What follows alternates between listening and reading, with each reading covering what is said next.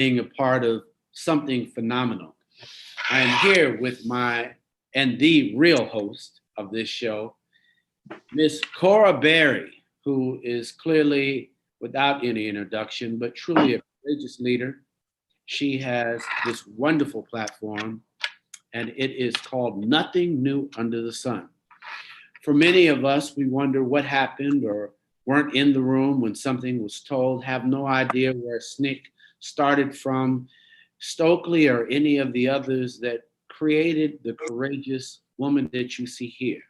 But for all you aficionados who didn't know, there was another. When they say Cora Barry Masters, there's a master of ceremony that ran 4 times more than any other woman in the history of America. So we celebrate her mother and we celebrate you, Miss Cora Barry. How are you? I'm doing fine, just fine. And yourself? It's a wonderful day. You know, the movement and the struggle continues, so we're excited about that. The evolution, the movement, the uprising is continued. We will not let justice not be done for Breonna Taylor. We clearly are in support of the ticket. We now have a ticket. So what are your thoughts about this ticket and what should we be doing next? Well, I think the ticket is great. And, you know, last week we had Ms. Joteka Eddie on and we talked about the selection of a Black woman as vice president, and that was all glorious. And so last week we were celebrating. I mean, and this week we're in the middle of the Democratic virtual convention, and it's really going great. But in the middle of that, you know, there's a vicious misogynist attack on the vice presidential candidate, soon to be officially confirmed by the convention, Senator Kamala Harris. And so, you know, we got our boxing gloves on. It's time to fight. Well, we're in the ring already. We understand that some will listen to the referee and not hit below the belt, but most are desperate. RESPECTBLACKWOMEN. Say that, bring it again. Respect, respect, respect, respect. Great shirt. Great shirt. I have a young man named Robert Gillum here. He's a street artist. What? And he's great. And he customs certain shirts, and he knows that, you know, he feels my spirit. And so, you know, right now, whatever I'm feeling, if I say to him, this is what I'm thinking, he creates the shirt, and he does that for everybody, but he does amazing art in addition to that, as really primarily. And he started making art as a result of his grandfather being blind, and he learned how to make multi-dimensional art, and he's amazing. He's a great street artist, self-described as a street artist, Robert Gillum. If anybody wants to know anything else about him, just look that up, because I'm very, very impressed with this young man. And he's going to be dressing me. He's my Oscar de la Renta. All right. So he is your designer of the wardrobe, and power to the people for sure. Absolutely. All right, Robert. So, and he's in DC. He's in Washington, D.C. All those that don't know want to find it and support it. I love that. So when you think of the attacks, you have an unbossed and unbought and unbossed behind you. They attacked her too. Why and how should we understand that this is historical? That as you give us a bridge, at least nothing new under the sun.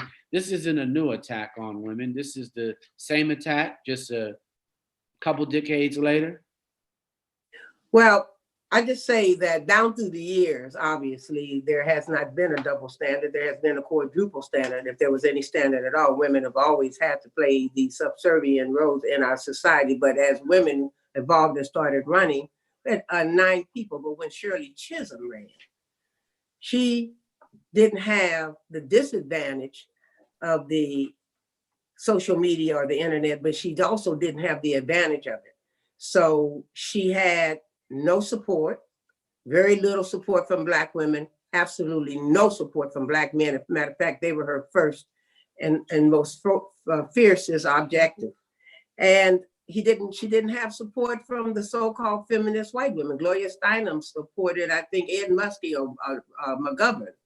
And so she was able to rise through all of that with so much determination and so much courage to be the one that everybody loved to hate, and stood up there and ran for president and got 1,500 votes and went to the convention, was able to address the convention and her platform. So that was her. Now, 2020, we see that they're still treating women like that. Hillary Clinton, say whatever you want to say, she was excavated by the press. I sat on television one morning and watched Morning Joe, and one of the commentators looked at Morning Joe and said, "Doesn't she remind you of everybody's first wife?" And everybody laughed like that was okay.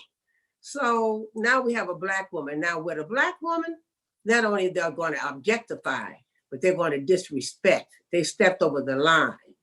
So that's not just about disrespecting a woman. It's about disrespecting Black women. It's about saying that that's all Black women represent to this white country. It's what they can do to make their babies and make their beds. So that's what they did. They put her metaphorically in that category, but we got news for them. We got a message for them. We're ready. That's a hip hop song. We ready, Pastor Troy. He said it. We ready, we ready. I love it. I think you're right. They did come and really call her out her name, and I think that we need to get ready for these memes. We're going to be meme central. So that was definitely a meme with her and what they want to call. I think we can kind of get a good look at what her and Joe and what this means to the community, to understand that you must also create positive memes for our vice president. She deserves our support. Anything that you see, you definitely want to come right behind it with a positive idea. So what would be the meme that you can imagine that we could put out to support her today? Well, you know, Malcolm X said that the most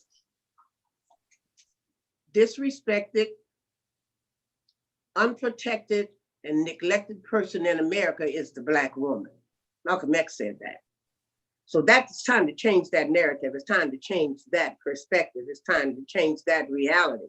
So number one, I want all of us to stand up, not just Black men, but all of us to stand up and say, oh no, we're not doing that. And the memes that can come out of that is limited by only your imagination. But I think that one right there, that quote right there, no more. And so we have to be resolved about it. I think actually my political science kicks in. Literally, I'm excited about it. As mad as I am that they do it, but they always go too far. I think it's going to energize our people. I think it's going to shake off some of the cobwebs or doubt that they're putting out there with unnecessary inverse racism about our own people and all of the silliness that I hear out there. Because if this is able to ride and we don't rise up, you know, as Dr.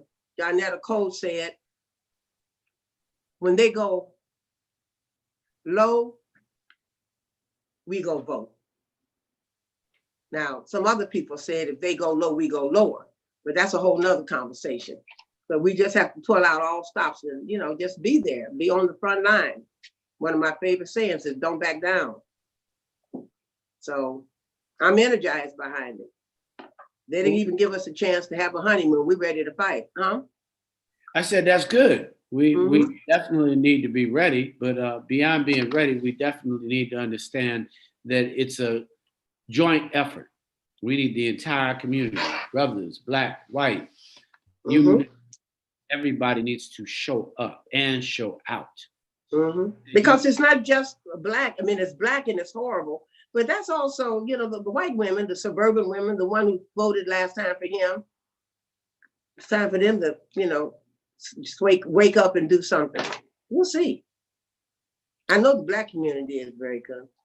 I'm a part of an organization that's called Win with Black Women, and the one that did all of the advertisement and all the letters and pressure with the vice president to put a Black woman on this thing. So we're gearing up to go to the next level ourselves. Now that we've got her in there, now we gotta fight fight for, and fight for our dignity. Fight for our dignity. Where do brothers find themselves in this struggle, and how can they really think in their minds? Can you give them some mindset that they need to draw inspiration from? Because historically, they may not know how close we are when we win together. Well, the one thing I've always said, just the generic thing, brother or whatever, is I used to say it when I taught, and I say it all the time, and I've heard other people say it, but I don't think it really resonates like it should. But just think about this. In all of the years that we've been on this continent, little by little, we've down through the Constitution. We got this right, that right, whatever. And they conceded we could sit next to them, we could go to their colleges, we could do this. But the one thing they make no concessions on is us voting. And if they could just stop and think about that at first we couldn't vote, and then the 1865 Voting Rights Act came in and gave Black folks the right to vote, took the slaves, 13th Amendment took the slavery out, 14th Amendment made us equal protection, 15th Amendment said we could vote. And right after that, they came up with the Black codes, and they said, okay, they can vote, but first they got to have a grandfather that voted, or they have to have be able to read, or they have to have be able to know parts of the Constitution, or if they can vote in Texas, they can vote in the white primary. And the white primary simply said, you can vote, but you got to wait till the white folks make the decision, and then when we get to the general election, you niggas can vote. So they did all of that, and then we went in 1965, passed the Voting Rights Act that eliminated all of that. Now we all doing good, electing mayors and doing all of that, and then you look up, they're closing down the post office, they changing polls, they're asking for ID. They won't let up. If you just stop and think about that, why? Because they know that if we ever figure out the power that comes with us coming together and voting, it would be all over but the shouting. I just want them to understand they want you not to vote. They really do want you not to vote. So they're going to demo little things to you, like President Trump, 45 Trump. He out there letting out people out of prison. That's so nice. He let out a few rappers, a few of our Black heroes out of prison, and everybody's clapping. But are you watching television? The police unions are endorsing Trump. So he's going to let 5 people out the front door, and he's going to bring 1,000 you all in the back door, knocking you upside the head all the way with his blessings. Wake up. That's what I'm concerned about. I don't want us to be drugged. Politics. That's what it is, politics. Yeah, we can't be little lambs led to the slaughter. We can't be enticed by that. Anytime you look up in the police departments across the country endorsing Trump, that's bad news for us. So what should we know? What historically have we understood that we're missing? Why would we even imagine that we should be voting for him? See, voting for him as in Biden? See, no, that's what voting for him as in Trump. I mean, so what, he let go of a rapper, obviously he's going to put another. Whoa. I'll tell you another reason I've heard from him. Another reason that they would vote for Trump is because he signed the crime bill. You know what that reminds me of? Harriet Tubman, who said she could have freed a lot more slaves if they just knew they were slaves. This man, when asked, what have you done for Black people? He said, I'm the best president ever. I signed the crime bill. He equates Black people with crime. 90% of the Black folks in this world go to church, they go to work, they raise their kids, they don't get arrested. What are you talking about? This is what you did for us. So you equate the crime with Black people, and we give him kudos for that? You got to think a little deeper. He does that kind of stuff, that stereotypical stuff. Let me let somebody out of jail. Let me sign a crime bill. Let me do all that, because there's a population of people that he is targeting that he thinks will affect or suppress the vote. That's my analysis of it. I think it's very important that the community begin to see exactly what you're saying, because this is not a movie. There will not be a retake. There's no ability for us to try again. We really have to dedicate ourselves to understanding this movement. But as a organizer, how can we begin to organize now? What can the community do to organize itself just to get behind this entire ticket?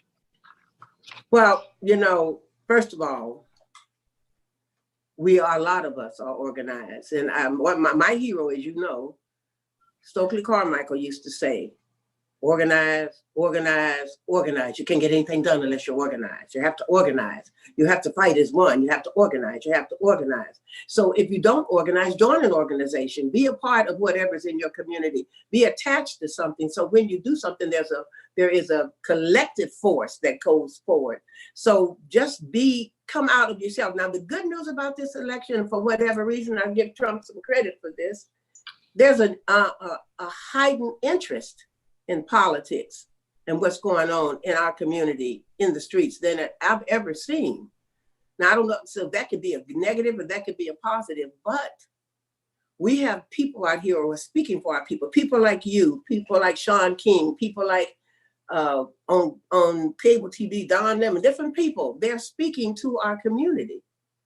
And so if they just listen and they get the right messaging from all angles, because sometimes I think, like now, I think brothers need to talk to brothers. Brothers need to sit in the room with brothers. Brothers